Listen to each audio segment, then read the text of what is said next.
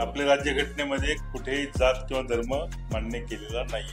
आपली राज्यघटना खऱ्या अर्थाने सेक्युलर आहे. रिझर्वेशन हे ठेवले सुद्धा वर्ग म्हणून ठेवले. बीजेपी वाले मोदी जे आहेत त्यांचा पक्ष असं म्हणायचा की 6 महिन्यापूर्वी जातीनिहाय जनगणना करण्याने हिंदूचं नुकसान होईल. आता सध्या हिंदू एक संघ आहे, जातीनिहाय फाटे फुटतील. आज त्याच्या उलट त्यांचे जर आपण विचारवंत पाहिले त्या विचारसरणीचे, ते म्हणतात की जातीनिहाय जनगणना केली हिंदू बळकट होईल. म्हणजे त्याला म्हणतो आपण एकदम विरोधी भूमिका घेतली. काँग्रेसच्या प्रचारातली हवा काढून घेण्यासाठी जातीनिहाय जनगणना आम्ही करू, ती प्रत्यक्षात कधी होईल असं माहित नाही.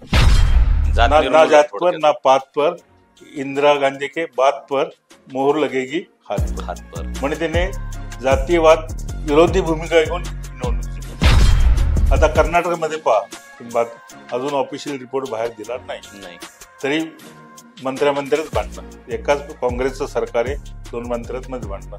जे आपले हे जे आहे तिथले लिंगायत समाज म्हणतो, हे जातगणनेमध्ये आमची लोकसंख्या कमी दाखवली, ती खोटी आहे, पुन्हा करा. हे काय मत चालणार आहे? आणि हेच मोदीजी वाटतं 5-6 महिन्यापूर्वी काय म्हणत होते की तिने 4च जाती ओळखतो. एक महिला, नंतर तरुण, नंतर बेकार आणि शेतकरी.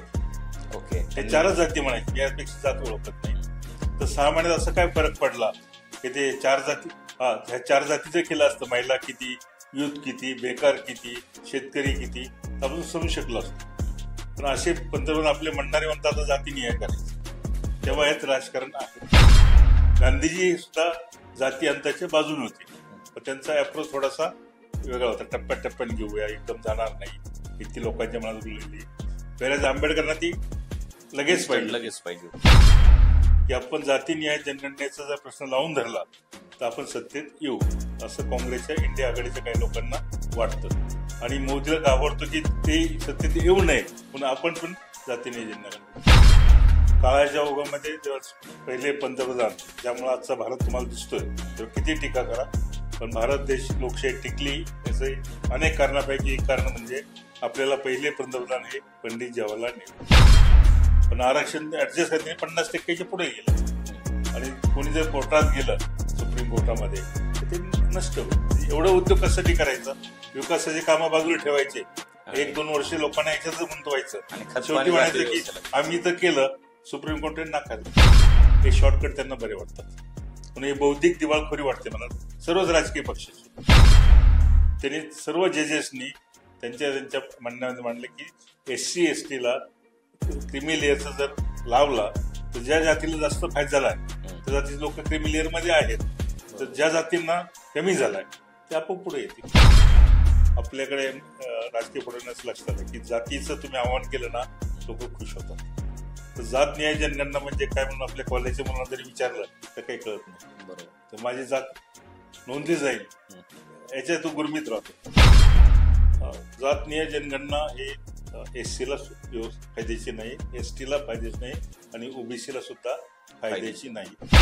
युवा वर्गाला कधी कधी समजत नाही, आणि ते सुद्धा मृगजळा मागे धावतात. अरे आपल्या जातीचा उल्लेख झाला तर आपल्याला नोकरी मिळतील. तसं काही होणार नाही. आता तुम्ही जर पहिलीच्या वर्गातच मुलात जात लिहायचं बंद केलं तर त्यांना जे 17-18 वर्ष होईपर्यंत त्यांना फायदा मिळणार जातीचा, तोवर तुम्ही इतकं समाज विकसित केला पाहिजे, तर फायदा त्यांना गरजच नाही पाहिजे. बरोबर. आता आपला जो सामाजिक सलोखा आहे की सगळे एकत्र मिळून चालतात, तर त्याला काही बाधा निर्माण होईल? तर प्रत्येक छोटा जात का म्हणतो मला पाहिजे, तुम्ही कसं वाटप करणार? बरोबर. म्हणजे आंबेडकर हे दूरदृष्टी होते, त्यांनी क्लासमध्ये दिलं होतं, जातमध्ये दिलंच नव्हतं. जातनिहाय जनगणना करून लोकात भांडणं लावण्यापेक्षा टेक्नॉलॉजी वापरून शास्त्रज्ञांना पूर्ण कामाला लावून. आणि महाराष्ट्राचं चित्र कसं असेल?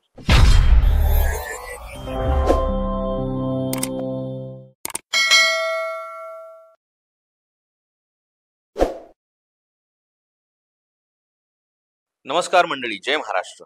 मी PK भांडवलकर. चहा विथ सत्ता या कार्यक्रमामध्ये तुम्हा सर्वांचं मनपूर्वक स्वागत करतो. आज आपण घेऊन आलेलो आहोत नवीन एक खास विषय म्हणजे जातीनिहाय जनगणना. आज या विषयावर आपण संवाद साधणार आहोत शिक्षण तज्ज्ञ, गणित तज्ज्ञ आणि सामाजिक प्रश्नांची जाण असणारे कुलगुरू डॉक्टर सर्जेराव निमसे सरांसोबत. ज्यांनी नांदेड विद्यापीठ आणि लखनौ विद्यापीठामध्ये कुलगुरू म्हणून काम पाहिलेलं आहे. अनेक विद्यार्थी त्यांनी घडवलेले आहेत. आज आपल्या या खास चहावीत सत्ता शो मध्ये त्यांच्याशी आपण गप्पा मारणार आहोत. चला तर मग करूया सुरुवात. सर नमस्कार. हा, नमस्कार. कशा आहात? एकदम व्यवस्थित आहे. आज आपण खूप महत्वाच्या मुद्द्यावर चर्चा करणार आहोत. तो मुद्दा म्हणजे जातीनिहाय जनगणना. ओके. तर जातीनिहाय जनगणना म्हणजे काय आणि नेमकं त्याचे उद्देश काय आहेत? जातीने जनगणना म्हणजे आपण 10 वर्षानंतर हे घेतो, जनगणना घेतो, सेन्सस. त्या ठिकाणी जातीचा उल्लेख करणे याला जातीने जनगणना म्हणतात. याचा जर इतिहास पाहिजे असेल तुम्हाला थोडक्यात, तर पहिली जनगणना ब्रिटिशांनी 1872ला केली. ती जातीनेहाय नव्हती. बरोबर. नंतर 1881 पासून जातीने सुरू झाली. 81, 91, 1901, 11, 21 आणि 31 या 6 वेळा ती जातीनिहाय जनगणना झाली. म्हणजे प्रत्येक व्यक्तीचं जात, धर्म आणि जात दोन्ही लिहायचं. पोटजात असेल तर पोटजात लिहायचं. 41ला ती झाली नाहीये. म्हणजे 31 नंतर आजपर्यंत परत जातीनिहाय जनगणना 11ला झाली, पण त्यात थोडा स्लेश आहे, ती पूर्णपणे नाहीये. तर जातीनिहाय जनगणना तुमच्या प्रत्येक नागरिकाची जात, पोटजात हे उल्लेख करणे ही जातीनिहाय जनगणना. 2011 मध्ये झालेली सामाजिक व आर्थिक जात नोंदणी म्हणजे नेमकं काय? खरं म्हणजे ते युपीए गव्हर्नमेंटने केली आहे. त्यांना एक साधारणतः समाजाचं त्यांना जातनिहाय रेकॉर्ड करायचं नव्हतं. बरोबर. हेतू असं होता की समाजाचं करेक्ट पिक्चर गोळा करायचं होतं. प्रत्येक जातीच्या जमातीचे किती लोक आहेत त्याचा अंदाज घ्यायचा होता. बरोबर. त्यांना रेकॉर्डला प्रत्येक नागरिकाचं इतके हा आहे, ओबीसी आहेत, ओबीसी प्रत्येक जाती इतकी इतकी आहे, त्याची सबकास्ट इतके, हा हेतू नव्हता. परंतु त्यांना एक अभ्यासासाठी पाहिजे होता, म्हणून त्यांनी कधी युपीए गव्हर्नमेंटने डिक्लेअर केली नाही 2014 पर्यंत. नंतर पुढच्या गव्हर्नमेंटने पण डिक्लेअर केली नाही. आकडेवारी आहे, ते जनरल आकडेवारी देतात, पण असं इंडिव्हिज्युअल मतदारसंघावाईज आकडेवारी देत नाही. याचं कारण त्यातनं अनेक प्रश्न निर्माण होतात. तर ते प्रश्न निर्माण करायचे नव्हते, फक्त आर्थिक आणि सामाजिक धोरणं ठरवण्यापुरतं जातीनिहाय पाहिजे होतं त्यांना. ओके. पण आता ह्याच्यातून ही जी जनगणना होणार आहे जातीनिहाय, तर त्याच्यातून समानता समाजात प्रस्थापित होईल का नाही? हे पहा, आपण जर हेतू पाहिला जातीनिहाय जनगणनेचा, 8-10 दिवसात प्राईम मिनिस्टर मोदीजींनी ती डिक्लेअर केली आहे. बरोबर. आपण जर त्यांचा आधीचा स्टँड पाहिला, युपीए गव्हर्नमेंटने जातीनिहाय करून 2011ला पब्लिश केली नाही. त्याच युपीए गव्हर्नमेंटचे इंडियाचे राहुल गांधी म्हणतात जातीनिहाय जनगणना करा. त्यांनी जी केली होती पब्लिश केली नाही त्यांनी. बरोबर. लक्षात आलं ना? तेच म्हणतात पब्लिश करा. फेरॅज बीजेपी वाले मोदी जे आहेत त्यांचा पक्ष असं म्हणायचा की 6 महिन्यापूर्वी जातीनिहाय जनगणना करण्याने हिंदूचं नुकसान होईल. आता सध्या हिंदू एक संघ आहे, बरोबर. जातीनिहाय फाटे फुटतील. आज त्याच्या उलट त्यांचे जर आपण विचारवंत पाहिले त्या विचारसरणीचे, ते म्हणतात की जातीनिहाय जनगणना केल्याने हिंदू बळकट होईल. म्हणजे त्याला म्हणतो आपण एकदम विरोधी भूमिका घेतली. बरोबर. याचं कारण काय की आता याच्या बिहारच्या निवडणुका आल्यात, त्या ठिकाणी मला वाटतं जरा जिंकून येऊ शकते, पण अवघड दिसतंय. त्यामुळे हा त्यांनी काँग्रेसच्या प्रचारातली हवा काढून घेण्यासाठी जातीनिहाय जनगणना आम्ही करू, ती प्रत्यक्षात कधी होईल असं माहीत नाही. 2011 नंतर अजून जनगणना झाली नाही. 21 गेलं, आता 31ला होते की नाही हा प्रश्न आहे. परंतु त्यांनी फक्त डिक्लेअर केलं, म्हणजे काँग्रेसची हवा अनाउन्समेंट केली. आणि हेच मोदीजी वाटतं 5-6 महिन्यापूर्वी काय म्हणत होते, मी 4च जाती ओळखतो, एक महिला, तरुण, नंतर बेकार आणि शेतकरी. ओके. हे 4च जाती म्हणायची, मी यापेक्षा जात ओळखत नाही. तर 6 महिन्यात असं काय फरक पडला की ते 4 जाती, ह्या 4 जातीचं केलं असतं, महिला किती, युथ किती, बेकार किती, शेतकरी किती, तर आपण समजू शकलो असतो. पण असे पंतप्रधान आपले म्हणणारे म्हणतात आता जातीनिहाय करायचे, तेव्हा यात राजकारण आहे. आणि काँग्रेसचं मी सांगितलं 2011ला त्यांनी करूनही ती डिक्लेअर केली नाही. त्याच्या मागे काय हेतू होता त्यांचा? ते सांगितलं की त्यातून जाती झगडे निर्माण होतील. आता जर आपण पाहिलं, इतिहास जर पाहिला, मी आधी म्हटल्याप्रमाणे 2031ला शेवट झाली. 41ला का थांबली याचा काँग्रेसने विचार केला पाहिजे, कारण त्यावेळेस मुख्य पक्ष हा काँग्रेस होता. काँग्रेसमध्ये अत्यंत नामवंत असे लोक होते, त्यातले बरेच लोक परदेशी शिकले होते. बरोबर. त्यांनी देशाचा विकास स्वप्न होतं, आजच्या राजकारणासारखं नव्हतं. देशाचा विकास व्हावा यासाठी ते राजकारणात आले होते. त्यांनी पाहिलं की 1935ला आंबेडकरांनी एक पुस्तक लिहिलं होतं, जाती अंत, एनिलेशन ऑफ कास्ट. जाती अंत झालाच पाहिजे आणि त्यासाठी ते आग्रही होते. आणि त्याच वेळेस त्यांनी स्पष्ट भूमिका केली होती 1935ला, आपण भारतरत्न आंबेडकरांनी, जर स्वतंत्र भारतात जातीअंत होण्याचे लक्ष्य नसतील तर मी हिंदू धर्म सोडून देईल. तो बरोबर. 1954ला त्यांनी सोडून सोडला. दिला. पण ते त्यांची तीव्र भावना पाहता गांधीजी सुद्धा जाती अंताच्या बाजूने होते. पण त्यांचा अप्रोच थोडासा वेगळा होता. टप्प्याटप्प्याने घेऊया, एकदम जाणार नाही, इतकी लोकांच्या मनात रुळलेली आहे. वेळेस आंबेडकरांना ती लगेच पाहिजे होती. लगेच पाहिजे होते. म्हणून सर्वसाधारणतः काँग्रेसमधले जे त्यावेळेस काँग्रेस हा मुख्य पक्ष होता, एकच होता. सर्व विचार केला आणि ब्रिटिश सरकारचं मन वळवलं.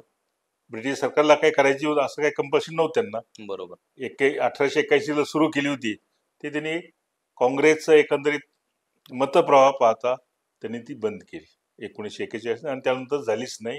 2011 झाली, ती पण डिक्लेअर केली नाही.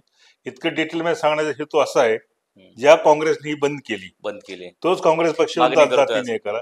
या मागे कसं आहे की बीजेपीचं जसं आहे त्यांनी धोरण एकदम बदललं त्यांनी, तसंच यांचं सुद्धा धोरण एकदम बदललं. कारण असं त्यांना वाटतं, मला ते खरं वाटत नाही, सत्य वाटत नाही, की आपण जातीनिहाय जनगणनेचा जर प्रश्न लावून धरला तर आपण सत्तेत येऊ, असं काँग्रेसच्या इंडिया आघाडीच्या काही लोकांना वाटतं. आणि मोदीला घाबरतो की ते सत्तेत येऊ नये म्हणून आपण पण जातीनिहाय जनगणना करायची. थोडक्यामध्ये यामध्ये दोन्ही पक्षाची बौद्धिक काही भामटेपणा काय म्हणतात तो, किंवा अति सावधपणा, अति स्वार्थ, राजकीय स्वार्थ, या पुढे काहीच नाहीये. त्यातून सामाजिक वगैरे हा जो आहे ना फक्त मुलामा आहे. बरोबर. आता हे पाहा, काँग्रेसचं तुम्हाला माहित नसेल, 1980ला 1977ला काँग्रेस साफसुपडा झाला. इंदिरा गांधी राजकारण सोडून देते असं म्हटली, पण जनता पक्षाचं वातावरण नीट नसताना 1980ला इलेक्शन झाल्या.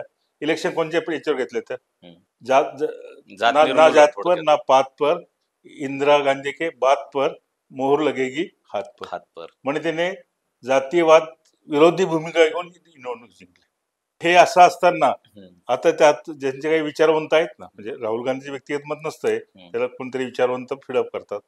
त्यांना असं वाटतं की आपण जातीनिहाय मागणी केली तर मधला जो छोटा क्लास आहे तो आपल्या पाठीमागे येईल, आपोआप आपण सत्तेवर येऊ. आणि मोदीला ते वाटतं ते तिकडे जाण्याची शक्यता आहे, म्हणून आपण आधीच आपल्या खिशात घ्यायचे. म्हणजे दोन्हींचा हा जो हेतू आहे तो मला शुद्ध हेतू वाटत नाही. बरोबर. यापेक्षा मनमोहन सिंगचा 2011चा हेतू जास्त शुद्ध होता. जातीय जनगणना करायची, पण ती प्रकाशित करायची नाही, फक्त त्याचा अभ्यास राजकीय धोरणात ठरवताना फक्त अभ्यास करायचा. पण जसं जसं देश साक्षर होत चाललाय, जसं आपण डेव्हलपमेंटकडे चाललोय, जात नष्ट व्हायला पाहिजे, पण आता त्याच्याकडे बळकटी येते असं का वाटतंय? जातीला बळकटी मी सांगितलं की स्वतंत्र भारतात स्वप्न गांधी, भारतरत्न डॉक्टर आंबेडकर सुद्धा त्यांना जात नको होती. बरोबर. काळाच्या ओघामध्ये पहिले पंतप्रधान, ज्यामुळे आजचा भारत तुम्हाला दिसतोय, तर किती टीका करा, पण भारत देश लोकशाही टिकली याचे अनेक कारणापैकी एक कारण म्हणजे आपल्याला पहिले पंतप्रधान हे पंडित जवाहरलाल नेहरू भेटले. आणि ते सायंटिफिक विचाराचे होते, जात पातवर त्यांचा विश्वास नव्हता आणि सहिष्णू धार्मिक धोरण होतं त्यांचं. ते दरवर्षी दरम्यानला मुख्यमंत्र्यांना पत्र लिहायचे. ते एका पत्राचा उल्लेख मोदीने ट्विस्ट करून पार्लमेंटमध्ये केला. त्यात एका पत्रात लिहिलंय की मला असं ऐकायला मिळतंय की अनेक राज्यामध्ये जातीच्या आधारे निर्णय घेतले जातात, आरक्षण असेल काय असेल, तर असे जर घेण्याची आपली प्रवृत्ती वाढली तर देशाला हे विघातक आहे, तेव्हा असं करू नये.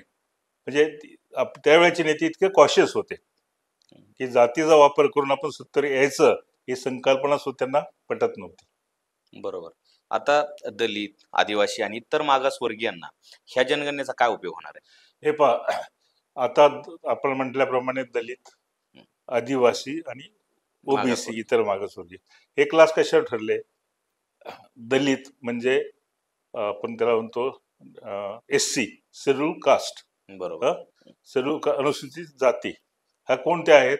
ज्या अनटचेबल होत्या, अस्पृश्य जेवढ्या होत्या त्या दलितामध्ये गेल्या, SC मध्ये गेल्या. ते व्यक्तिगत जात नाही गेली, हे अजून लोकांचा भ्रम आहे.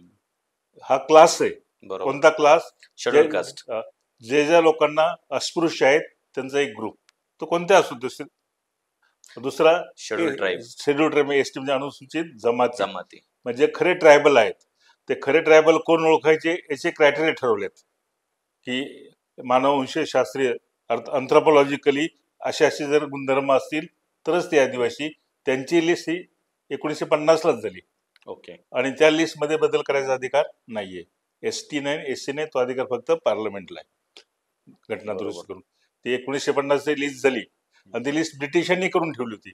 ह्या जाती अस्पृश्य आहेत, ह्या जाती खऱ्या खऱ्या आदिवासी आहेत बरोबर. आणि त्यामुळे त्या लिस्टमध्ये एक बदल होत नाही. अशी एक घटनेमध्ये तरतूद केली होती. आर्टिकल 14 जे आहे की तुम्ही समानतेचा जे आर्टिकल आहे की जात, धर्म, वंश, भौगोलिक जागा याच्यावरून तुम्हाला भेदभाव करता येणार नाही. बरोबर. 14 मध्ये. तथापि त्याने 15 आणि 16 मध्ये केलं होतं की 15 शिक्षणाकरता आणि 16 नोकऱ्या करता. जर एखाद्या राज्याला वाटलं पुढील काळामध्ये की एक सामाजिक ग्रुप सामाजिक दृष्ट्या आणि शैक्षणिक दृष्ट्या मागासलेला आहे, एसीबीसी ज्याला म्हणतो, तोच एसीबीसीचं भाषांतर ओबीसी झालंय. खरा शब्द ACBC, socially and educationally backward class, आणि त्याला आपण ओबीसी म्हणतो. बरोबर. तर तो क्लास ते सर्वे करायचा. इंदिरा साहनी केसमध्ये सांगितले की सर्वे कसा करायचा. त्या कमिटीचा अध्यक्ष हा हायकोर्ट जज पाहिजे. मी त्या कमिटीत काम केलेलं आहे मराठा आरक्षण संदर्भात, आणि ते परत क्लासला आहे, एका विशिष्ट जातीला नाहीये. ज्या ज्या जाती किंवा जो जो वर्ग सोशली आणि एज्युकेशनली बॅकवर्ड असेल त्यांचा क्लास हा ओबीसी. बरोबर.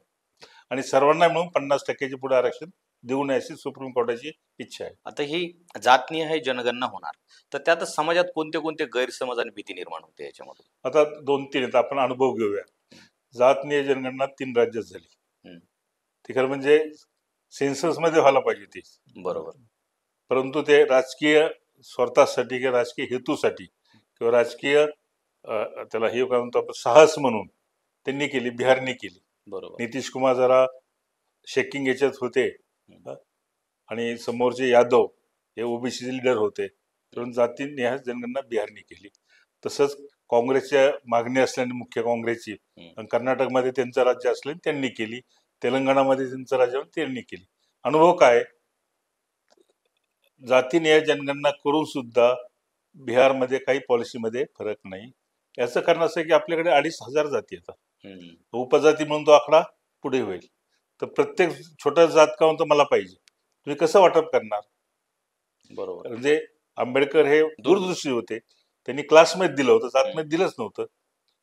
मी आधी सांगितलं 3 क्लास त्यांनी केले होते, ते काही जाती नव्हते, वर्ग ज्याला म्हणतो आपण, 3 वर्ग होते ते. आता जर आपण जाती वाईज केलं तर निर्णय जाती मागतील. बरोबर. मला असं ऐकायला मिळालं की बिहारमध्ये सध्या कुर्मी जात, ते नितीश कुमार आहेत ते जातीचे कुर्मी, आणि यादव जात यांचं पर्सेंटेज त्यांना मिळणाऱ्या रिझर्वेशन पेक्षा जास्त आहे. ओके. त्यांचं लोकसंख्या रिझर्व पेक्षा कमी आहे, म्हणजे त्यांना लाभ जास्त आहे. तर हे जर सगळं डिस्कस होईल तर जाती युद्ध सुरू होईल. कोणाचं तुम्ही मागे घेऊ शकत नाही दिलेलं, नाही दिलं दुसऱ्या जाती तुम्हीच सर्वे केलाय, आता पहा आम्हाला जास्त द्या. म्हणून त्यांनी सर्व केलं, मी करून दाखवलं, एवढं पुढं गप बसले. आता कर्नाटकमध्ये पहा तुम्ही, अजून ऑफिशियल रिपोर्ट बाहेर दिला नाही, तरी मंत्र्याच भांडणं, एकाच काँग्रेसचं सरकार आहे, 2 मंत्र्यांमध्ये भांडणं. जे आपले हे जे आहे तिथले लिंगायत समाज म्हणतो, हे जातगणनेमध्ये आमची लोकसंख्या कमी दाखवली, ती खोटी आहे, पुन्हा करा. हे काय मग चालणार आहे, वाद वाढतील. आता काँग्रेसने होऊन केलं ना, राज्य त्यांचंच आहे, देशपातळीवर त्यांची 30 मागणी आहे, त्यांच्या राज्यात वाद काय व्हायचं कारण? आणि ती उघड झाली तर कर्नाटकला सर्व ते मागे घ्यावं लागेल. त्याचबद्दल आपलं तेलंगणामध्ये थोडंसं लहान राज्य आहे, त्यांनी जाती केली आहे, पण आरक्षण ऍडजस्ट करताना 50%च्या पुढे गेलंय. आणि कोणी जर कोर्टात गेलं सुप्रीम कोर्टामध्ये तर ते नष्ट होईल. म्हणजे एवढं उद्योग कशासाठी करायचा, विकासाचे कामं बाजूला ठेवायचे, 1-2 वर्ष लोकांना याच्यातच गुंतवायचं आणि शेवटी म्हणायचं की आम्ही तर केलं, सुप्रीम कोर्टाने नाकारलं. हा जो प्रकार आहे ना, हा मला वाटतं लोकांच्या दिशाभूल करण्याचा प्रयत्न आहे, जाणीवपूर्वक नाही, पण लोकांना सत्तेवर येण्यासाठी कोणते मार्ग पाहिजेत याचा अभ्यास आणि संशोधन करण्याऐवजी हे शॉर्टकट त्यांना बरे वाटतात. म्हणून ही बौद्धिक दिवाळखोरी वाटते मला सर्वच राजकीय पक्षाची. आता ह्याच्यातून जाती व्यवस्था मजबूत होईल, विषमता वाढेल आणि जातीमध्ये मतभेद होतील का ह्या गोष्टी? निश्चितपणे विषमता वाढेल. प्रत्येक जातीमध्ये आपल्या जातीचे हे जे असतं ना, आपलं आयडेंटिटी, प्रत्येक जातीला आपल्या आयडेंटिटी बद्दल गर्व वाटेल. बरोबर. त्याला काय म्हणतो आपण, अस्मिता. प्रत्येक जातीला काय वाटेल की माझ्या अस्मितेबद्दल जागरूक होईल आणि तो समाजात वावरताना मी ह्या जातीच्या ह्या उपगटाचा आहे असं वावरेल तो. आता एक तो SC ST OBC म्हणून वागत होता, बरोबर. पण तो आता जातीचे लेबल त्या कपाळावर लावेल तो. माझे अनेक तुकडे होतील अजून. अनेक तुकडे होतील आणि ही जाती व्यवस्था ही पूर्णपणे रुजली जाईल. जे आपल्या जे नेत्यांना फोरफादर्सना जे नष्ट करायची होती ती उलट आपण रुजली जाण्याचा प्रयोग करतो असं माझं स्पष्ट मत. म्हणजे कुठंतरी असं वाटतंय की आधी धर्मात वाद लावले जायचे देशीय राजकारण करताना, म्हणजे राष्ट्रीय लेवलचं. आता जातीत विभागणी करून जातीने जनगणनेचा, तर ह्याच्या मागचा दृष्टिकोन नेमका काय असावा? असं काय सांगतात ते, कारण मी आधी म्हटल्याप्रमाणे त्यांना एक सत्तेवर येण्याचं इन्स्ट्रुमेंट वाटतं. असं केल्याने आपल्याला मोठ्या बऱ्याच जातीची मतं मिळतील ते त्यांना वाटतं, पण तसं खरं नाहीये. त्यांना असं सांगितलं जातं, उदाहरणार्थ SC मध्ये महाराष्ट्रामध्ये 20 जातीला जास्त मिळतात. आता SCचे आपले supreme court chief justice of India झाले गवई साहेब, ते SCचेच आहे ना. बरोबर. तर त्यांना काय वाटतं, काही जातीला SC पैकी जास्त मिळतं, बाकीच्यांना मिळत नाही. पण त्याला एक दुसरा उपाय आहे ना. गेल्या वर्षी जी एक जजमेंट आली सुप्रीम कोर्टाची, क्लासिफिकेशन ऑफ SC आणि ST, त्यामध्ये त्यांनी एक म्हटलंय की तुम्ही SC ST क्लासला सुद्धा क्रिमी लेअर, नॉन क्रिमी लेअरचा क्रायटेरिया SC ST ला सध्या नाहीये. सुप्रीम कोर्टने जजमेंटचा तो भाग नाहीये, पण डिस्कशन भाग आहे, कारण जजमेंट दुसऱ्या कारणासाठी होती. त्यांनी सर्व जजेसनी त्यांच्या म्हणण्यामध्ये मांडलं की SC ST ला क्रिमी लेअरचा जर लावला तर ज्या जातीला जास्त फायदा झालाय त्या जातीचे लोक क्रिमी लेअर मध्ये आहेत, तर ज्या जातींना कमी झालाय ते आपोआप पुढे येतील. म्हणजे सबकास्ट करण्यापेक्षा क्रिमी जर लेअर लावला तर त्याच वर्गातील, ते पर्टिक्युलर जातीच नाही, त्याच वर्गातील जे लोकांना कमी मिळत होतं ते मिळेल. पण क्रिमी लेअर लावायचं म्हणजे लगे त्यांचे जे पुढे अंगावर येतात. मोदीने सांगितलं मी कोणत्याही परिस्थितीत सत्तेवर आहे तोपर्यंत क्रिमी लेअर लावणार नाही. हे सर्व राजकारण आहे. क्रिमी लेअर लावल्यानंतर SC STचं आरक्षण आहे तसंच राहतं. SC ST मध्ये ज्या मीना, समजा ST मध्ये सर्वात जास्त जाती मीना जातीने घेतलेल्या, 2 जिल्हे फक्त ते राजस्थान मधले. आपण जर आपल्या ह्याच्यात पाहिलं मंत्रालयात तर एखादा मराठा IAS दिसेल आणि 1-2 तरी मीना दिसतील IAS. त्यांचं इतकं त्यांनी ST मधलं कॉर्नर केलंय. तर त्यांना जर क्रिमी लेअर लागला तर आता ज्यांनी आतापर्यंत फायदे मिळतो वजा होऊन जातील ना, आणि बाकी ST ला मिळतील ना. नॉर्थ ईस्टचे असतील, आपल्याकडचे डोंगराळ भागात असतील, तर क्रिमी लेअर सारखं इन्स्ट्रुमेंट फार सोपं आहे लावायला. 8 लाख सुद्धा मोठी मर्यादा झाली खरं म्हणजे. खाली 5-6 लाखाचीच पाहिजे, ठीक आहे. आता ती 8 लाख केली. 8 लाखाच्या पुढचे जर वगळले गेले SC ST मधले तर खालच्या जात आपोआप मिळेल. त्यात परत SC मध्ये 100 जाती मोजायची काहीच गरज नाही ना. बरोबर. एक मुद्दा होता की डॉक्टर बाबासाहेब आंबेडकर म्हणले होते की 10 वर्षानंतर घटनेच्या, की जसजसे आर्थिक सक्षम होत जातील तसतसं जात हा फॅक्टर आणि आरक्षण हे कमी करायला पाहिजे. थोडंसं गैरसमज आहे. 10 वर्षाची अट ही निवडणुकीसाठी होती. राखीव मतदारसंघ आहेत ना ते 10 वर्षानंतर बंद झाले पाहिजे. इनफॅक्ट आंबेडकर राखीव मतदारसंघाच्या टोटली विरोध होते. पुणे करार म्हणतात ना, पुणे करारामध्ये गांधीजी त्यांचं एक मत झालं किमान 10 वर्ष आपण ठेवू. कारण आंबेडकरांचं असं म्हणणं होतं की राखीव मतदारसंघामध्ये निवडून आलेले राखीव मतदारसंघातील व्यक्ती ती वरच्या वर्गाचंच काम करेल, कारण राखीव मधले मत वाटप होणार आहे. बरोबर. तर वरचा वर्ग जो आहे त्याला जो खुश करेल तो निवडून येईल. तुम्ही मतदारसंघ राखीव केला, एका व्यक्तीचा फायदा होईल, पण त्या मतदारसंघातील जी राखीव जनता आहे SC ST त्याचा फायदा होणार नाही. आता आपण ते पाहतो, कोणताही राखीव मधला आमदार पाहिला तर तो वरच्याचा जास्त फायदा करतो. आंबेडकरांनी त्यावेळेस ओळखले होते. आंबेडकरांनी इतकी दूरदृष्टी कोणाला नव्हती, कारण त्यांनी सगळं भोगलं होतं व्यक्तिगत लाईफ मध्ये, म्हणून त्यांना नव्हतं. आणि त्यांचं म्हणणं काय होतं मग याच्यामध्ये? SC ST आणि OBC साठी त्यांची कालमर्यादा नव्हती. त्यांनी फक्त एकच की सुरुवातीला आरक्षण कोणतं असू नये या मतात सगळे होते. तथापि एक आपली विशिष्ट परिस्थिती पाहता अस्पृश्य त्या काळात टोकाची होती. मी माझ्या 1960 पर्यंत अनुभवली. आज काहीच नाही, 0 आहे. आमच्या गावामध्ये तेव्हा अस्पृश्यता होती. देवळात हरिजन मुलाला जाऊ देत नव्हते 1960 पर्यंत. तर त्या काळात लोकांनी केलं की आपण एक कॉम्प्रोमाइज करूया. काही वर्षाकरता SC ST आणि नंतर OBC नंतर आलं, यांना आपण काही शिक्षणात आणि नोकऱ्यात आरक्षण देऊया. त्यात याचं समर्थन करताना काय की राज्यघटनेच्या ज्या तरतुदी आहेत त्यावर राज्यघटना समितीमध्ये खूप चर्चा व्हायची. आणि राज्यघटना जशी महत्वाची आहे ना तर जे राज्यघटना समितीचे जे मिनिट्स आहेत, हम्म. हे म्हणतो मिनिट्स, चर्चा झाली. ते तितकेच महत्वाचे. ते 3 व्हॉल्यूम मध्ये प्रसिद्ध झालेत. एका व्हॉल्यूम मध्ये 30 नोव्हेंबर 1948, मला डेट आठवते, 30 नोव्हेंबर 1948 ला आंबेडकरांनी भाषण केलं. ते प्रत्येक मुद्द्यावर भाषण करायला लागायचं, पटवून द्यायला हा मुद्दा असा का. नंतर चर्चेहून ते बदलले.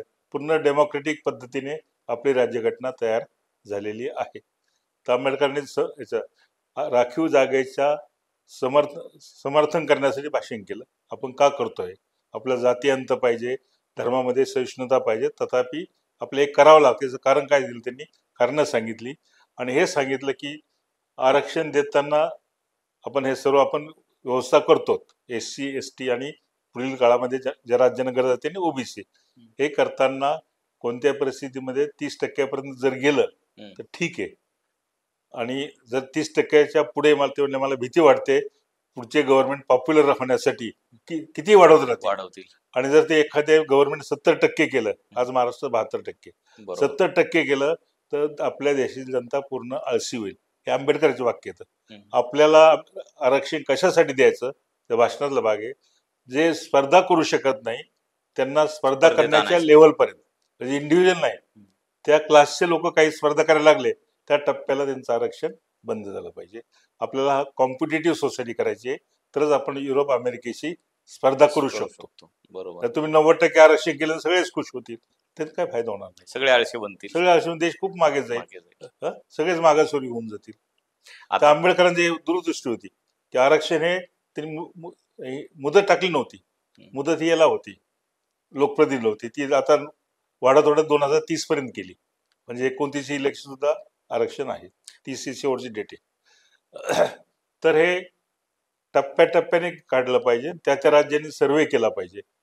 आता सध्या समजा SC ला 14% महाराष्ट्रात, तर त्यांचे 20% लोक येत असतील क्लास 1 ला, क्लास 2 ला, कसं ते स्पर्धा करू शकतात. पण हे जो निर्णय घ्यायचा ह्याला कोणीच डेअरिंग करणार नाही, घेतलाच पाहिजे ना. पण डेअरिंग केलं का त्यांना फटका बसतो, तेवढं एका खासचा फटका बसला, बाकी लगेच एकत्रच होतं ना. आता BJPने डेअरिंग केलं की मुस्लिमांच्या विरोधी बोलायचं, अगदी मनात नसेल तरी ते बोलतात, काहीतरी उकरून काढून बोलतात. त्यांना माहिती आहे की ते 15-16% येतं, काय राहायचं 20% येतं, 80% लोक आपल्याकडे होतील. 80 जर आले तर 80 मधले 50 तरी आपल्याकडे येतील. तसं तुम्ही जर एखाद्या शास्त्रीय पद्धतीने एक निर्णय घेतला की ज्या जातीमध्ये सर्वे करून पुरेशा प्रमाणात स्पर्धा परीक्षेत ओपन मध्ये येतात, ओपन मध्ये येण्याची व्यवस्था का ठेवली. अनेक लोक म्हणतात की राखीव जागेच्या लोकांना ओपन मध्ये नसावं. बरोबर, व्यवस्था ठेवण्याचं कारणच आहे की त्यांनी ओपन मध्ये स्पर्धा करायचं शिकलं पाहिजे, आणि त्याची मोजमाप राज्य सरकारने वेळोवेळी केलं पाहिजे. म्हणजे 5 वर्षांनी, 10 वर्षांनी, 15 वर्षांनी, आणि जर त्याने आकडा नाही दिला पण एक विशिष्ट टप्प्यापर्यंत जर झालं तर ते त्या वर्गाचं, त्या जातीचं नाही, त्या पूर्ण वर्गाचं आरक्षण थांबवलं पाहिजे. आपल्याकडे ते डेअरिंग करत नाही, त्यापेक्षा आपण उलटा करतो, उलटी गंगा वाहते. जातीने जनगणना, हे नेमकं काय मोदीला करायचं त्याला माहिती, टाइम फक्त पास करायचं. दुर्दैवाने असं बोलायला लागतं की गव्हर्नमेंट सुद्धा हा अप्रोच तात्पुरता आहे, काँग्रेसच्या प्रचारातली हवा काढून घेण्याचं. पण आता हे जर जनगणना जातीनिहाय झाली आणि ह्या जातीचे आकडे ह्यांनी जर उघड केले तर त्याचा परिणाम काय जाणवेल. आत्ताच आपण कर्नाटकमध्ये पाहिलं ना, उघड न करताच भांडणं सुरू झाले. एकाच मंत्रिमंडळाचे लोक एकमेकाची गचंडी पकडतायत. बरोबर, दोन्ही काँग्रेसचेच मंत्री. मी आधी म्हटल्याप्रमाणे बिहारमध्ये काय होईल, तिथं खालपर्यंत पोहोचले, ते वर सरफेस मध्ये आला नाही, कारण कुर्मी समाजावर एका गटावर जनतेच्या नितीश कुमारचा वचक आहे, दुसऱ्या गटावर यादवांचा आहे. पण नितीश कुमार आणि यादव या दोघांच्या जातीला जास्त प्रतिनिधित्व मिळालेले, आणि ते काय करणार, त्यामुळे जर ते जास्त चर्चा झाली तर दोघांचं राजकारण संपून जाईल. बरोबर. दुसरं एक असं असतं, आपल्या देशामध्ये ज्या निवडणुका होतात, निवडच्या अँगल मी बोलतोय, शिक्षण आणि नोकरीच्या नाही बोलत, निवडणुका ज्या होतात त्यामध्ये जो फर्स्ट येतो, किती टक्के मतदान असू द्या, तो निवडून जाहीर होतो. बरोबर, त्याला 50%च्या पुढेच मिळाले पाहिजे असं आपल्या देशामध्ये नाहीये. म्हणजे जो प्रथम, सगळ्या मतामध्ये जो प्रथम येईल तो निवडून आला. याचा फायदा काय होतो, छोट्या छोट्या जाती किती म्हटलं की ते 70 येऊ शकत नाही, वर्ग म्हणून येऊ शकतील, व्यक्ती जात म्हणून व्यक्ती येऊ म्हणून, शकत नाही. व्यक्तिगत जात म्हणून. त्यात फक्त एकच जात अशी आहे की मराठा. मी मराठा म्हणून सांगत नाही, हम्म, आपण जवळजवळ 32% आहोत. बरोबर. असं कोणत्या राज्यात नाही की ज्या ठिकाणी एक जात 32% मुख्य स्टेट. हम्म, म्हणजे हिली एरियात असू बरोबर. शकेल, पण आपल्याकडे कुठेच नाही. 17%, 21% जाट हरियाणामध्ये येतात, त्यापेक्षा कुठेच नाही. जास्त. तर 32% मध्ये आपण 4-5% आपण कुणबी झाले असं समजूया, 5-6%. तरी ते पण इलेक्शन मराठा मध्ये इलेक्शन मध्ये मराठाच मराठा असतात. म्हणूनच असतील ते. आणि जर तुम्ही डिव्हिजन केलं, हम्म, तर दुसऱ्या जातीचा कॅन्डिडेट जर दिला, हम्म. तर कोण जो मराठा निवडून येण्याची जी शक्यता आहे त्याला बहुसंख्य मराठा मिळतात. बरोबर. आणि म्हणजे 20-25% मराठी मिळतात आणि 1-2 जाती जोडल्या तर निवडून येतो. म्हणून हे जे लहान लहान जातीला वाटतं आपल्या जातीनिहाय जनगणनेला फायदा होईल, उलट त्यांचा तोटा होईल. तोटा होईल. त्यांचा अस्तित्व होईल. तुम्ही ह्या जातीतले एनटी मधले ह्या जाती 5%च आहात. बरोबर. आता तर त्यांना संधी दिली जाते, तर ते निग्लेक्ट करून टाका यांना. प्रवर्ग म्हणून संधी आहे, हा. व्यक्तिगत जात म्हणून मग अजून आणखी कमी होईल निग्लेक्ट होतील. आणि त्यांच्यात क्लेश निर्माण होत. मग परत अजून त्याच्यामध्ये ह्या क्लेशांमुळे मत नेमकं द्यायचं कोणाला, हा. हा एक मतप्रवाह वेगळा होईल. आता मला अजून ही गोष्ट जाणून घ्यायची की समजा जातनिहाय जनगणना झाली तर याचा आरक्षणाच्या धोरणावर कसा परिणाम होतो? त्याचं व्हायचं काही कारण नाही ना. हम्म. आरक्षण धोरण आपण मी सांगितलं की SC ST हे लोकसंख्येच्या प्रमाणात आहे. हम्म. लोकसंख्येच्या प्रमाणात का ठेवलं हम्म. की ते लोकप्रतिनिधी जे प्रतिनिधित्व होतं ते लोकसंख्येचे प्रमाण ठेवलं होतं. 30% जर SC असतील तर 30% आमदार SC चे पाहिजे. पण तोच फॉर्म्युला घटनेत काही तरतूद नाही, पण कॉमन सेन्स तोच फॉर्म्युला वापरला. SC ST जितकी लोकसंख्या आहे, जी ब्रिटिशांच्या काळापासून जनगणना केलेली आहे त्या प्रमाणात त्यांना आपण आरक्षण दिलं. ओबीसी साधारणतः जितकी लोकसंख्या त्याच्या निम्म दिलं जातं. आपण बरोबर. आता मंडल आयोगाने 52% ओबीसी आहेत, 27% दिलं. बरोबर. साधारणतः निम्म्यापर्यंत दिलं जातं. आता त्यामुळे यात काही फरक पडणार नाही. आता ओबीसी मध्ये जर बघितलं तर अनेक प्रवर्ग आहेत, त्याच्यात अनेक जाती आहेत, तर मग त्याच्यामुळे जर जातनिहाय जनगणना झाली तर त्यांच्या टक्केवारीत काय बदल होईल? खूप वाद निर्माण होणार. कोणाला 0.5% कोणाला 0.5% मिळेल. म्हणजे ते कॅल्क्युलेट करायला अवघड जाईल. अवघड जाईल. आणि कोणतं नियम केलं की हे पूर्णांगात आलं पाहिजे, बऱ्याच जातीचं आरक्षण नाही होऊन जाईल.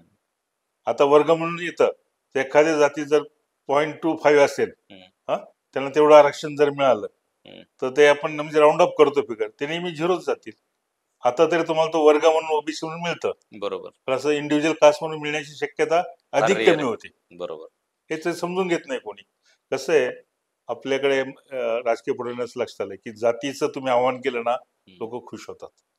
तर जात न्याय जनगणना म्हणजे काय म्हणून आपल्या कॉलेजच्या मुलांना जरी विचारलं तर काही कळत नाही. बरोबर. तर माझी जात नोंदली जाईल याच्या तो गुरमीत राहत होतो. ब्रिटिशांचं धोरण होतं फोडा आणि राज्य करा. आता जातनिहाय जनगणनेमुळे आता ह्यांच्या जर फूट पडली तर राज्यकर्त्यांना ते सोपं जाईल का? सोपं जाईल आणि गोंधळ होईल. सोपं जाईल म्हणजे गोंधळ होईल. जो सत्ताधारी असतो, लोकांना एक समाजात एक मोठा गट असा असतो की गोंधळ झालाय आहे त्याला सत्तेवर राहू दे. बरोबर. असा विचार करणारा खूप मोठा गट असतो. त्यामुळे वैचारिक जर विरोध मोठा दिसेल तरच बदल होत असतो. त्यामुळे याचा गोंधळाचा फायदा आहे सत्ताधाऱ्यांनाच होईल. आता आपण जर जनरली बघितलं तर एक प्रवर्ग म्हणून आंदोलन होतं कुठलंही, समजा SCचं आहे, STचं आहे, ओबीसीचं आहे, परंतु ह्यांच्यातच वाद लागल्याच्या नंतर हे एकत्र कुठल्या गोष्टीसाठी म्हणजे एक प्रेशर ग्रुप म्हणतो तर ते तयार होऊ शकत नाही होणार ना. ते ST आणि ओबीसी एकमेकाच्या कॉम्पिटिशन मध्ये कुठे येतात, फक्त ओपन जागेसाठी येतात. त्यांच्या वर्गात एकमेकाला कॉम्पिट करत कोणी नाहीये. आणि जे इकॉनॉमिकली बॅकवर्डनेस आहे तो फक्त ओपन मधला अंतर्गत आहे, म्हणून तो 50% काउंट होत नाही. ओपन मधला तो अंतर्गत, जनरल मधला नाहीये. पहिले SC ST आणि ओबीसी जनरल मधनं बाजूला काढलेले, तर त्यामुळे त्यांना परत उरलेल्या याच्यात 50% मध्ये स्पर्धा करता येते. बरोबर. म्हणजे माझं म्हणणं आहे की SC जर तसा प्रवर्ग पाहिला त्यातही अनेक जाती आहेत, ST मध्येही अनेक जाती किंवा ओबीसी मध्ये अनेक जाती, पण ह्या जातींमध्ये जी एकजूट आहे ती प्रवर्गामुळे आहे. पण जर जातीनिहाय जनगणना केली आणि त्यांच्यात परत वादविवाद लागले त्याच म्हणजे SC ग्रुपमध्ये, ST ग्रुपमध्ये, ओबीसी, तर एक जो प्रेशर ग्रुप आहे तो पुढे कमजोर होईल काय? प्रेशर ग्रुप काय हे आपल्या राज्यकर्त्यांनी पूर्वी जाणवलं होतं 70-75 वर्ष की जर अशी प्रत्येक जात जर रेकॉर्ड केली, म्हणून त्यांनी ब्रिटिशांना सांगितलं होतं की 1941 ला बंद करा. 1931 पर्यंत केलं ते भरपूर झालं. त्यांना ती जाणीव होती की अस्मिता प्रत्येक जातीची वाढेल आणि त्यातनं कोणताच प्रश्न सुटणार नाही, किंबहुना गोंधळ अधिक वाढेल. आणि जाती जातीमध्ये वाद सब गट तेव्हा याच्यात त्या ग्रुपमध्ये वाद निर्माण होते. एससी मध्ये अमंग देम, एससी जातीमध्ये जे आपण 20-25 जाती आहे समजा, त्यांच्यामध्ये आपसात वाद सुरू होईल. आणि ह्या वादाचा परिणाम अजून एक गोष्ट आहे की जो ग्रुप मोठा आहे किंवा जी जात मोठी आहे, ती छोट्या जातीवर वर्चस्व गाजवेल. आपोआप होऊ शकतं, ते लोकशाहीच्या पद्धतीमुळे आपोआप होऊ शकतं. ते वादात गुंतणार, त्यातल्या काही वादामधलं एक गट तिकडे गेला तर दुसरा गट इकडे येतो. आणि जो सर्वात मोठा जमात जी आहे, आज आपण पाहतो की 200 पेक्षा जास्त आमदार मराठ्यांचे आहेत. हे माझ्या दृष्टीने चुकीचं आहे शास्त्रीय दृष्ट्या, कारण आपल्या लोकसंख्येपेक्षा खूप जास्त आलेत. याचं कारणच आहे की आपसा संख्या तिकडे जास्त मारामाऱ्या होतात, पुन्हा एक गट इकडे जमा येतो, पण तो सत्तेवर होतो. जातनीय जनगणना हे एससीला फायद्याची नाही, एसटीला फायद्याची नाही, आणि ओबीसीला सुद्धा फायद्याची नाही. मग एससी एसटीला आपण न्याय कसा द्यायचा? तर मी आधी म्हटल्याप्रमाणे त्यातलं क्रिमिलेअर जर लावलं तर आपल्याला जे वाटतं की एससी मधल्या ही एक जात आहे, मी नाव नाही घेते जातीचं, की सर्वांच्या मनात एक यांना जास्त फायदा झाला. तर जास्त फायदा झाला म्हणजे त्यांचे लोक ज्यांना फायदा झाला ते क्रिमिलेअर मध्ये गेले ना, तेवढे वजा करा. त्या जातीचे कमी लोक आहेत ते अधिक बाकी जातीचे लोकांना फायदा होईल. सोपं आहे ना. आणि जास्त त्यांना फायदा कसा झाला? बहुतेक नोकरीमध्ये फायदा झाला. ते रेकॉर्ड करणं सोपं आहे. काही उद्योगधंद्याला थोडे असतील, तर त्यांना जर वजा केलं तर त्यांच्याच जातीमधले किंवा त्यांच्या वर्गातल्या इतर जातीला फायदा होऊन जाईल.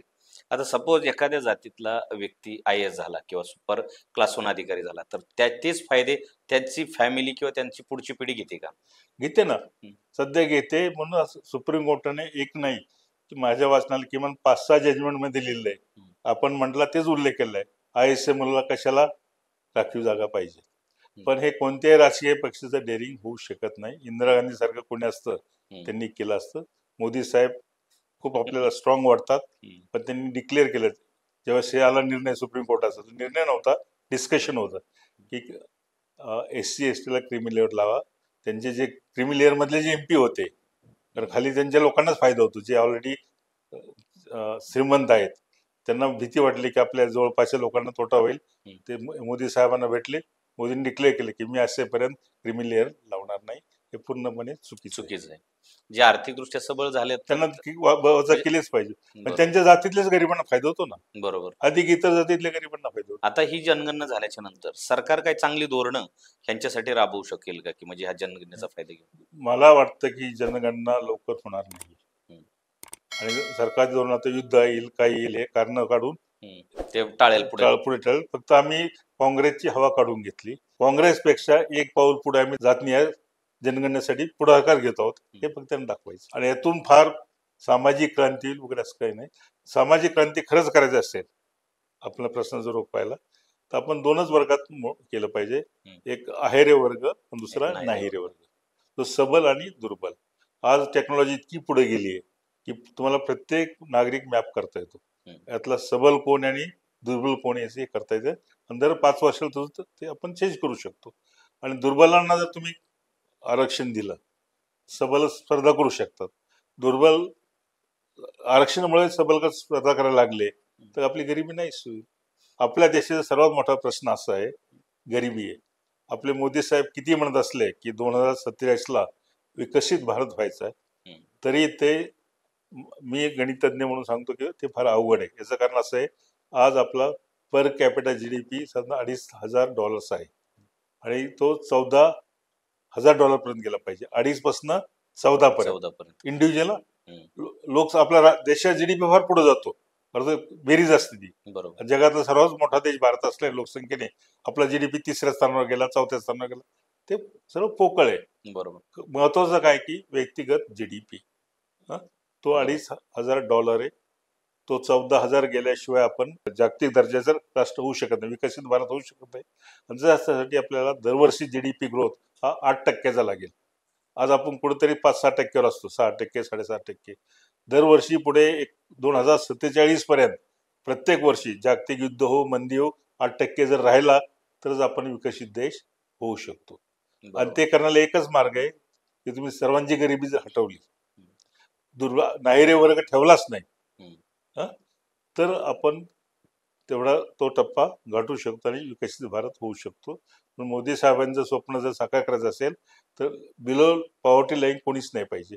पॉवर्टी लाईनच्या सर्व बरेच पुढे पाहिजे. आणि प्रत्येक नागरिकाचं उत्पन्न किमान आजच्या घडीप्रमाणे 5 ते 6 लाखाच्या पुढंच पाहिजे वार्षिक उत्पन्न. तर मला वाटतं की खऱ्या अर्थाने समाज विकसित होईल आणि ते करणं आजच्या काळात शक्य आहे. आपण कोणताही पुढारी उठतो सुटतो होतं एआयचा वापर करा, पण एआयचा वापर करून तुम्हाला खूप चांगल्या गोष्टी करता येतील. कारण नसताना एआयचे कॉलेज करून किंवा एक तर मंत्री महोदय असं म्हणलं एआय युनिव्हर्सिटी करा. एआयचं एक डिपार्टमेंट असू शकतं इलेक्ट्रॉनिक्स मधलं, इकडं तिकडचं कॉम्प्युटर सायन्स मधलं. तर ह्या नव्या टेक्नॉलॉजीचा वापर करून आपण गरिबी हटवायचं कसं काम करायचं ते प्रायोरिटी पाहिजे. जातनीय जनगणना करून लोकांत भांडणं लावण्यापेक्षा टेक्नॉलॉजी वापरून शास्त्रज्ञांना पूर्ण कामाला लावून भारतीय शास्त्रज्ञ परदेशात आहेत त्यांना आकर्षित करून आपल्याला जे एमर्जिंग टेक्नॉलॉजी आहेत सर्व क्षेत्रातल्या त्याचा वापर करून आपल्याला अगदी ग्रामीण भागातला गरीब सुद्धा कसा आपण एनेबल करू, इकॉनॉमिकली एनेबल म्हणजे अहिरे वर्गात कसा जाईल तो, असा प्रयत्न केला तर मला वाटतं तो चांगला मार्ग असेल. दुर्दैवाने मी जे बोललो ह्या गोष्टीवर राजकीय पक्षांचा विश्वास नाहीये. त्यांचा विश्वास एकाच गोष्टीवर आहे, जनतेमध्ये मारामारी सुरू झाल्या तर आम्ही अंदाज घेऊन बरोबर पॉलिसी करून निवडून येऊ शकतो.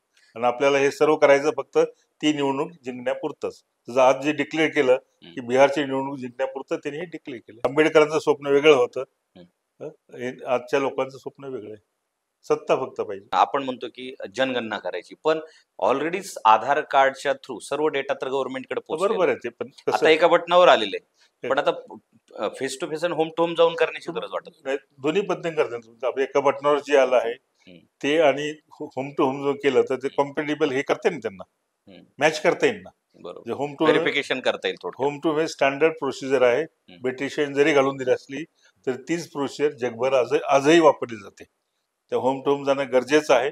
आणि त्याचबरोबर हे आधार कार्ड सुद्धा केलं पाहिजे. आणि मी म्हटलं होम टू होम जाताना त्याने आर्थिक निकष हा वापरला पाहिजे. तुझं वार्षिक उत्पन्न काय आहे आणि ते व्हेरीफाय तुम्हाला करता येतं. आज मला जे मिटिंगला गेलं समजा 2000 मिळाले तरी ते माझ्या इन्कम टॅक्सवर दिसतं. बरोबर. आणि ते टॅक्स त्याचा भरावं लागतं. कारण उत्पन्न लपवता येत नाही. बरोबर. आणि अधिक हुशारीने एआय जर वापरलं तर कोणालाही उत्पन्न लपवणं शक्य नाही. आता ह्याच्यामध्ये व्यक्तिगत गोपनीयता कशी काय जपणार? हा एक मोठा प्रश्न आहे की प्रत्येकाची जात डिस्क्लोज होईल. बरोबर. अनेक लोक असे त्यांना जात मेन्शन करायची नाहीये. मग ते एकदम म्हणतील आम्हाला जात नाहीये, आमची जात डॅश मारा. किंवा जर लिहिलं गेलं तर काहींना ते आवडणार नाहीये. बरोबर. काही लोक, माझे मित्र इतके अनेक आहेत, आम्हाला 5-5 वर्ष मित्र म्हणून एकमेका जात माहित नव्हती. बरोबर. अगदी एससी कॅटेगरीतले मित्र माझ्यापेक्षा स्मार्ट आहे, ती मला कधी जात जाणवलीच नाही. पण आता इथं तर ते सगळे उघडे होऊन जातील. ती गोपनीयता राहणार नाही. गोपनीयता व्यक्तीमध्ये सुद्धा विषमता आणि वाद निर्माण होतील. तुम्ही आता विषमता वाद आहे ना, हाच हेतू यांचा आहे, गोंधळ घालून देणे, जेणेकरून आपण इलेक्शन लोकांच्या मुख्य प्रश्नाकडनं दुर्लक्ष करणं. आपसात गोंधळ झाला की आर्थिक विकास काय आहे हे काय लोक काही विचार करत नाही आणि आपलं काम होऊन. आता ही जातीनिहाय जनगणना करण्यात प्रशासकीय आणि तांत्रिक कुठली अडचण येऊ शकते? मला एक तर बरेच लोक हे मेन्शन करणार नाही आपली जात, तो एक झाला. आणि बऱ्यापैकी लोक आपली जात करणार नाही. अनेक लोक उपजाती करताना गोंधळ घालतील. अगदी ओबीसी मध्ये जात जरी असेल तर तो क्षत्रिय सोनार, बरोबर, त्यांना उच्चच पाहिजे असतं क्षत्रिय, पण सोनार मैकासाठी ओबीसी मध्ये जाण्यासाठी. अशा अनेक जाती, मी उदाहरण सोनारांचं घेतलं नाही, इतरांचं पण तसंच आहे. मराठा कुणबी, त्या लोकांना मेन्शन करताना सुद्धा हे करू का ते करू असं होईल जाईल. आणि दुसरं असं की मी आधी म्हटलं जात एकदम बरेच लोक डिस्क्लोज करणार नाहीत. आणि दुसरे कोणती जात डिस्क्लोज करायची याला जसं सायंटिफिक प्रूफ नाहीये. आता जात ही फक्त सरकारी योजना, आरक्षण ह्यासाठी जनरली वापरली जाते. कॉर्पोरेट सेक्टर मध्ये तर तसं जात विरहितच काम चाललं, तिथं तर टॅलेंटच्या जोरावर. म्हणूनच म्हणलं की लोकांना टॅलेंट, आंबेडकर साहेबांनी म्हटल्याप्रमाणे ते मी भाषण आधी मेन्शन केलं ना 1948चं, की प्रत्येक नागरिक हा कॉम्पिटंट झाला पाहिजे. आणि जो SC ST आणि ओबीसीला आरक्षण का द्यायचं, त्यांना कॉम्पिटंट बनण्यासाठी द्यायचं. त्यातले काही कॉम्पिटंट झाले तर तो वर्ग आपोआपच स्पर्धा करू लागतो. आता हा जो डेटा त्यांच्याकडे कलेक्ट होणार आहे ह्याचा चुकीचा वापर केला जाऊ शकतो का? ह्याचा ऑफकोर्स इलेक्शन मध्ये वापर केला जाऊ शकतो. उदाहरणार्थ ह्या भागामध्ये ओबीसी इतके आहेत, त्यातल्या ह्या जातीची इतके आहेत, एक्झॅक्ट आकडेवारी कळले की त्यांना उमेदवार ठरवताना स्ट्रॅटेजी करताना फायदा होऊ शकतो ना. मग तो उमेदवार राज्यासाठी देशासाठी किती उपयुक्त आहे किंवा पार्टीसाठी किती उपयुक्त आहे यापेक्षा त्याचे त्याच्या इलेक्शन मागे किती फॉलोअर्स किती फॉलोअर्स आहेत आणि ते त्या जातीला आणखी किती चिकटून राहू शकतात, जेणेकरून तो विनिंग कॉम्बिनेशन होईल. त्याचा दुरुपयोग होऊ शकतो. आता सपोज आता ओबीसीचा विषय निघला, समजा उद्या जर नेता ठरवायचा आहे, तर हे जातनिहाय जनगणना केल्यानंतर जी जात मोठी तो जास्त दावेदार ठरू शकतो की प्रबळ ठरू शकतो. नाही, बाकी ते बरोबर आहे. बाकी 4-5 जाती एकत्र येऊन तो काउंटर करू शकतात. अनएंडिंग भांडण सुरू होणार. म्हणजे गोंधळ निर्माण होणार आहे सगळं. बिहारमध्ये जसं यादव आणि कुर्मी विरुद्ध बारीक बारीक जाती गेल्यात, ऑलरेडी गेल्यात, हे डिस्क्लोज करत नाहीत. बरोबर. यादवांचं कसं आहे की सगळे ओबीसी आमच्या पाठीमागे आहेत, पण हे जनगणनेमुळे ओबीसी मधले जे लहान गट आहेत त्यांना प्रतिनिधित्व राजकीय मिळत नाही आणि नोकऱ्यातही मिळत नाही, तो गट ऑलरेडी विरोधात गेलाय. तीच बाबतीत कुर्मी नितीश कुमार बद्दलची. परंतु हे आणखी जास्त उफळून येण्याची शक्यता आहे. त्यांना कळत नाही, ते अडचणीत येण्याची शक्यता अधिक आहे आणि काँग्रेसला फायदा होण्याची शक्यता कमी आहे आणि खूप गोंधळ झाला तर बीजेपीला वाटतं आपला फायदा होऊ शकतो. आता इतर देशांमध्ये जातीनिहाय जनगणना कशाच्या आधारावर करतात किंवा मग माझ्या माहितीप्रमाणे भारत हा एकटाच देश आहे ते जातीनिहाय जनगणना होते. आता इस्लामिक देश आहेत त्यांना इस्लाममध्ये जात नाहीये, जात हे इस्लाममध्ये मान्य करत नाहीत. तेव्हा ओबीसी मध्ये जर काही जाती आले असले मुस्लिमचे आपल्या देशामध्ये तर ते तो व्यवसाय म्हणून आले, त्यांनी जात म्हणून आले नाही, ते व्यवसाय म्हणून आले. तर मुस्लिम कंट्रीमध्ये नाहीये, वेस्टर्न कंट्रीमध्ये हा प्रश्नच नाहीये. तिथं जात हा सोडून द्या, धर्म सुद्धा लिहायचा की नाही तुम्हीच ठरवायचं आहे. ते निम्मे नागरिक जवळजवळ रिलिजन लिहितच नाहीत, डॅश करतात, कंपल्शन नाहीये. जातीनिहाय जनगणना करण्याचा योग्य मार्ग आणि फ्रेमवर्क काय असावं? नाही, शेवटी आपल्याला नेहमीचा मार्ग करायला लागेल, होम टू होम करायला लागेल. त्यासाठी आपले जे रेव्हेन्यू डिपार्टमेंट आहे त्याचा वापर करायला लागेल आणि इतर काही समजा पक्षांचे काही कार्यकर्ते असतील त्याचा वापर करायला लागेल आणि टेक्नॉलॉजीचा वापर करायला लागेल डेटा तयार करताना वगैरे. जो नेहमी जे ट्रॅडिशनल रूट आहे त्या मार्गानेच पण टेक्नॉलॉजी साहाय्याने अधिक सायंटिफिक करता येईल ते. बरोबर. आता या गोष्टीवर युवा वर्गाची प्रतिक्रिया काय असेल? म्हणजे युवा वर्गाचे प्रश्न वेगळेच आहेत. मोदींनी एकदा मी आधी म्हटल्याप्रमाणे छान सांगितलं होतं, स्त्रिया, युवा वर्ग, नंतर बेकार आणि फार्मर शेतकरी हे 4च जाती मी मान्य करतो. तर युवा वर्गाची एक जात स्वतंत्र आहे. आज त्यांच्यामध्ये बेकारी इतक्या मोठ्या प्रमाणात आहेत, आपण जगात वागवता खूप मोठ्या प्रमाणात आहे. त्यातही शिकलेल्या लोकांमध्ये बेकारी जास्त आहे अडाण्यापेक्षाही. तर हा जो प्रश्न त्यांना, हे प्रश्न त्यांना एक वाटतं काही काही लोकांना की याच्यामुळे आपला काहीतरी फायदा होईल. तर आपण म्हणतो ना कशातरी नाद लागतो म्हणून ते मागे मृगजळाच्या पाठीमागे धावतो, तसं आहे. कारण त्यांचा प्रश्न त्यांना जॉब देणे आणि ते जॉबही रिस्पेक्ट, चांगले जॉब मिळाले पाहिजे. म्हणजे ते MA BEd आहे आणि 10,000 रुपये पगार घेतो तर काही जॉब नाहीये. त्यांना त्यांच्या कॉम्पॅटेबल जॉब म्हणतात इंग्रजीमध्ये, की त्यांचे जे बॅकग्राऊंड आहे अकॅडमी ते जॉब मिळाले पाहिजे. ते खरे प्रश्न आहेत आणि ते करू शकतो आपण जर आपला विकास दर वाढला आणि प्रगती झाली तर. दुर्दैवाने तिकडे लक्ष देण्यापेक्षा सर्वच पक्षाचे सर्व गव्हर्नमेंट हे जातीय मुद्दा जास्त चर्चा करतात. समाजात फूट कशी पडेल, आम्ही सत्तेत कायम कसे राहू हा त्यांचा प्रयत्न असतो. युवा वर्गाला कधी कधी समजत नाही आणि ते सुद्धा मृगजळामागे धावतात. अरे आपल्या जातीचा उल्लेख झाला तर आपल्याला नोकरी मिळतील, तसं काही होणार नाही. बरोबर. आता आपल्याकडे 2 प्रमुख पक्ष आहेत, काँग्रेस आणि बीजेपी. तर ह्यांची रणनीती ह्या जनगणनेनंतर कशी असेल किंवा कसा वापर करतील ते सुद्धा कन्फ्युज होऊन जातील. आता काय की काँग्रेसला असं वाटायचं, मी आधी हिस्ट्री सांगितल्याप्रमाणे काँग्रेसनेच जातीला विरोध केला, बंद केली जाती जनगणना. बरोबर. 2011ला त्यांनी परत केली पण ती डिस्क्लोज केली नाही. किंवा इंदिरा गांधी नेहमी ना जात पर ना पात पर, इंदिराजी के बात पर वोट मिलेगे हात पर.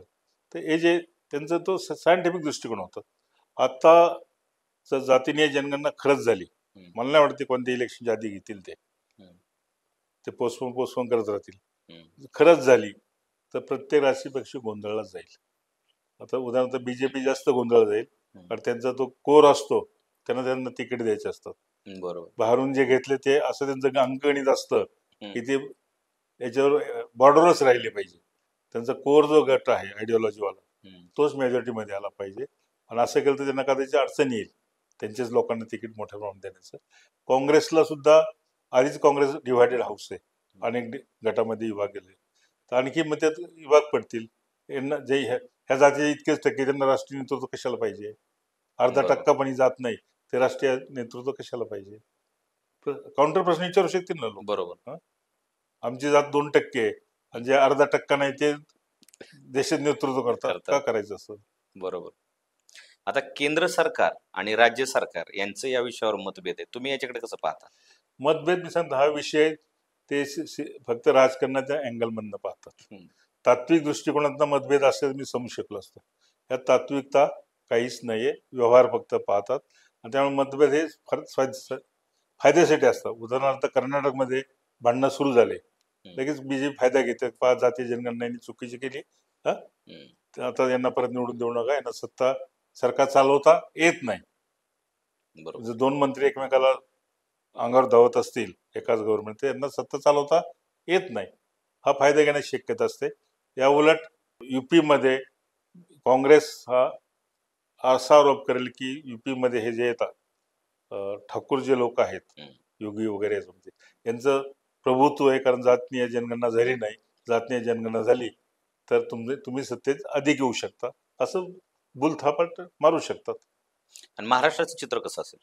महाराष्ट्राचं चित्र असं आहे की मी सांगितलं पण आधी, हा राज्य असं एक आहे की डॉमिनंट कास्ट आहे आणि दुसरं एक वर्ग असा आहे की 10-20% तो इंडस्ट्रियलाइज सोसायटीमध्ये गेलेला आहे, तो याच्या पुढे गेलेला आहे, तो गुणवत्तेलाच फक्त मतदान करतो, नाही तर मतदानाला जातच नाही. आणि बारीक बारीक जाती ज्या आहेत ओबीसी बॅनरखाली जे एकत्र होत्या त्या आपसात भांडत बसतील, एससीच्या बॅनरखाली जे एकत्र होत्या त्या आपसात भांडत बसतील आणि एसटीचं तेच होईल. तर मला वाटतं की जे आरक्षण सध्या मिळतं फायदेशीररित्या ते डिस्टर्ब होण्याची खूप शक्यता आहे. ही जनगणना नक्की होईल का फक्त ही निवडणुकीपूर्वीची आश्वासन आहेत? माझं व्यक्तिगत मत आहे, आता मी काय प्राईम मिनिस्टर माइंड समजू शकत नाही, माझं व्यक्तिगत मत आहे की होणार नाही. 2011 नंतर 2021ला व्हायला पाहिजे होते, आज 25 आहे.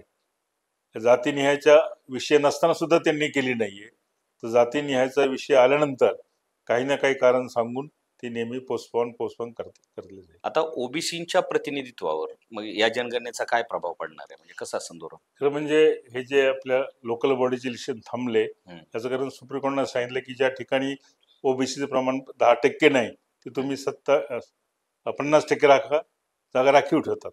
तर जिथे ज्या प्रमाणात असतील ओबीसीच्या मतदारसंघात त्याप्रमाणे रिझर्वेशन व्हायला पाहिजे. तसं करणं तसं खूप अवघड आहे. त्याचा काहीतरी सुप्रीम कोर्टाने सूट दिली आहे, काल आजचीच बातमी आहे. पण सुप्रीम कोर्टचं मत असं आहे की त्या प्रमाणातच दिल्या पाहिजे जागा राखीव. आता ओबीसी अनेक लीडर जे माझे मित्र आहेत ते हे करतात की जातीनिहाय जनगणना झाली नाही, आम्ही खरं स्ट्रेंथ कळून येईल. आपण महाराष्ट्रापुरतं बोलतो, सर्व समाज शास्त्रज्ञ मानतात की मराठा 32% इन्क्लुडिंग जे कुणबी दाखवतात ते सोडून. आता एससी एसटी 20% किती झाले? 32 आणि 20 52. 15% मुस्लिम आहेत, 67 झाले, म्हणजे 33%च ओबीसी राहतात ना. बरोबर. 33 ते 40% होऊ शकतात, मग 7% मराठा कमी केले, ते 54% कसे होऊ शकतील? नाही. आणि 54% झाले तर त्यांना 27% आरक्षण मिळेल, आज त्यांना 32%. जे 60% जर झाले तर 30% मिळेल, 54% झालं तर 27% मिळेल, निम्म. त्यामुळे त्यांचे जे ते खालच्या लोकांना जे फसवतात ते कसंही आकडेवारी किती चांगली आली त्यांच्या बाजूने तरी फायदा होण्यापेक्षा तोटाच जास्त. त्याचं कारण आहे की एक मोठा वर्ग देशामध्ये मराठा असा आहे, त्याचं संख्येने खूप मोठं आहे, एकमेव जात अशी मोठी आहे फक्त देशामध्ये. जातीनिहाय जनगणना केल्यास आर्थिक नियोजनाची जी बाजू आहे ती भक्कम होईल का? त्यासाठी 2011ची केली होती. मनमोहन सिंग गव्हर्नमेंटचा हेतू शुद्ध होता, आपण हे करू, पण त्यातनं त्यांना सुद्धा फार काही लाभ फायदा झाला असं नाहीये.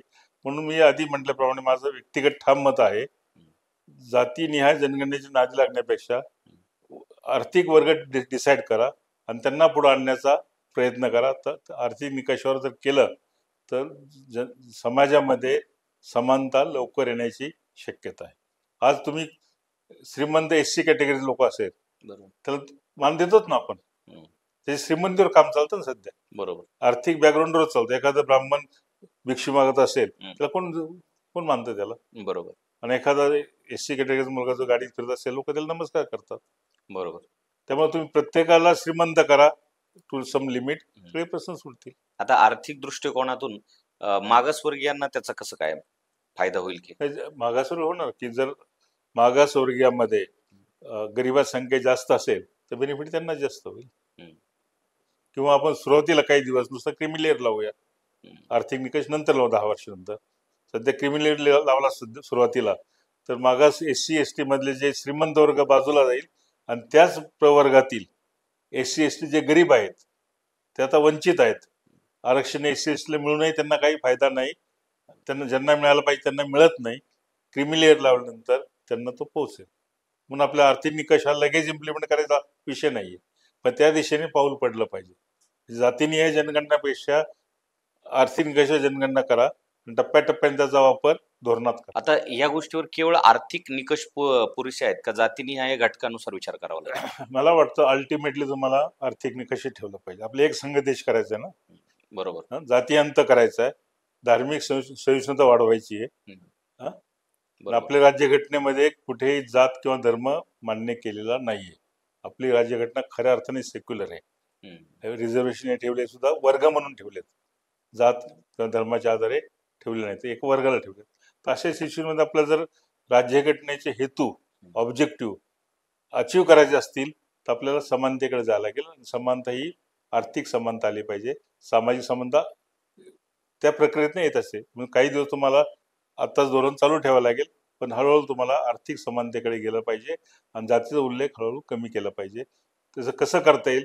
आता तुम्ही जर पहिलीच्या वर्गातच मुलात जात लिहायचं बंद केलं तर त्यांना जे 17-18 वर्षाचे होईपर्यंत ज्यांना फायदा मिळणार जातीचा, तोपर्यंत तुम्ही इतकं समाज विकसित केला पाहिजे तर फायदा त्यांना गरजच नाही पाहिजे. बरोबर.